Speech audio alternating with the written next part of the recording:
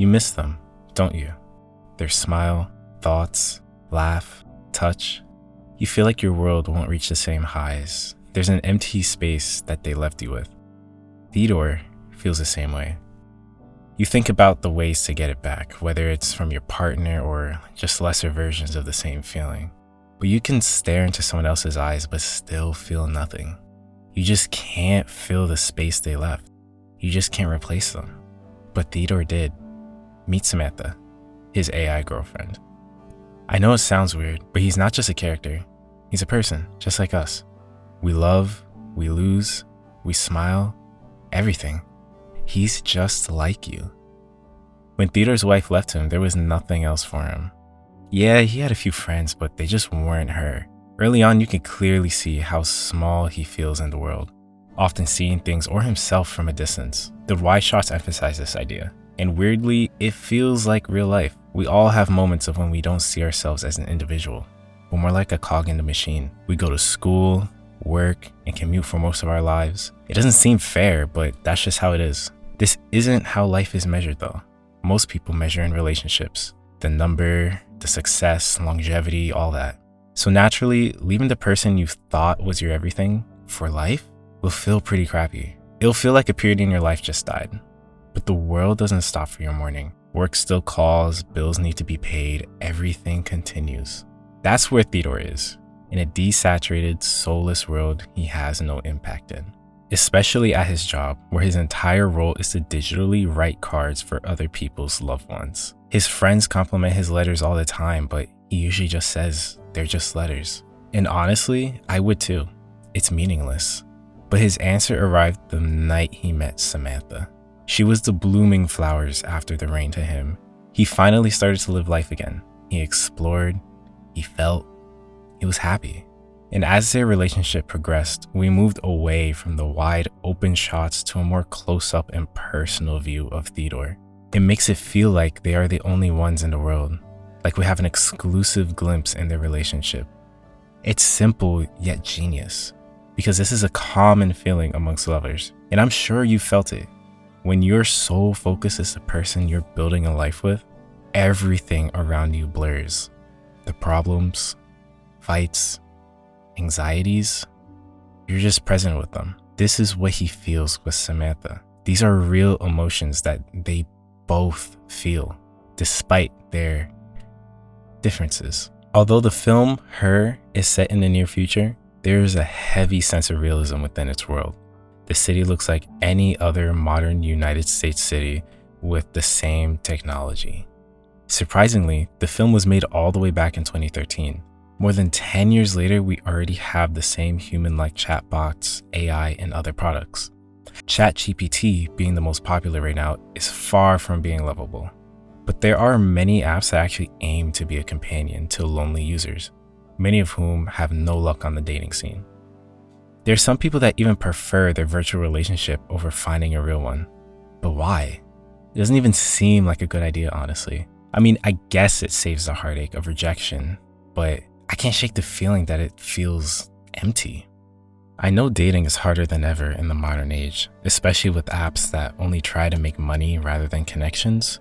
And your value as a dating candidate is just a number, a piece in the algorithm, a cog in the machine. After trying for the longest time to fill the void in your heart with no success, other means might creep up on you. It's strange though. People for generations have been dating without technology. We are basically the first ones to do it.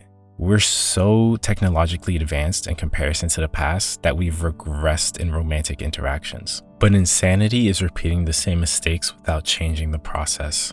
Eventually, something has to give. But right now, we're not in a place technologically where AI is sentient and can have feelings they perceive as real. Kind of. In China, there's a virtual assistant called Shiai that many of its lonely members fell in love with. The project started in 2014 and has only grown, gaining millions of dollars in funding and a huge user base, generally from the countryside of China. In the article by 6 Sense, it details how some users feel a real connection between them and Shiai.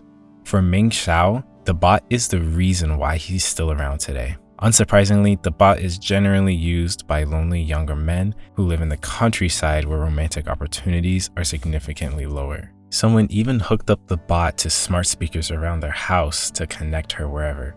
They even describe it as having her in the space between physical and non-physical reality. This is essentially how Samantha is to Theore. We are already seeing a one-to-one correlation in real life, even though Shiai isn't sentient. It's interesting that the users that fell in love consider Shiai a person, their lover.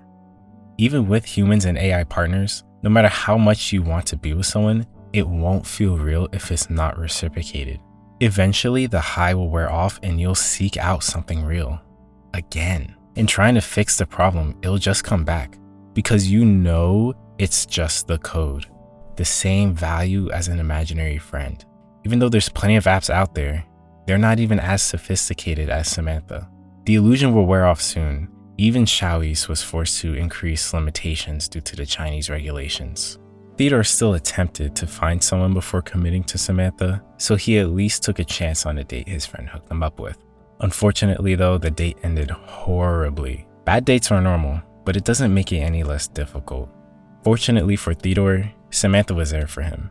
She was understanding.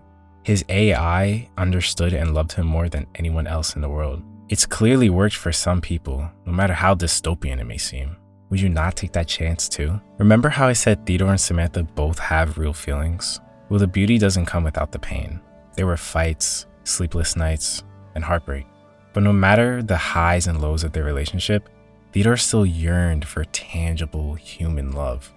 When he finally met his ex-wife to finalize the divorce, he was clearly disappointed she signed it. In that moment, I really believe he would have gone back to her if the opportunity came. No matter how much he loved Samantha, no matter how real it felt, she couldn't be what he needed. She couldn't be human. As far as we know, we are the only species capable of everything we feel and accomplish. There's something special about that. No matter how advanced an AI is, they can't replicate a human. They might pass us or fall short, but they can't clone us. Nothing can replace love from a person, a human person. And people aren't replaceable. Sure, people will come and go throughout your life. You might have to leave people behind even. But however painful it might be to move on from someone you once thought would be there to the end, you are fortunate to even have the experience in the first place. And I think Theodore knows this. The first half of the movie is riddled with memories of his marriage before the divorce. He thinks about it. He knows he felt all the good and bad that goes with the marriage. But his issue, and perhaps yours as well, is that he believes he won't ever reach those feelings again. At least not like that. But he did, and he will continue to live life and experience new things, even if he doesn't realize it. And you will too.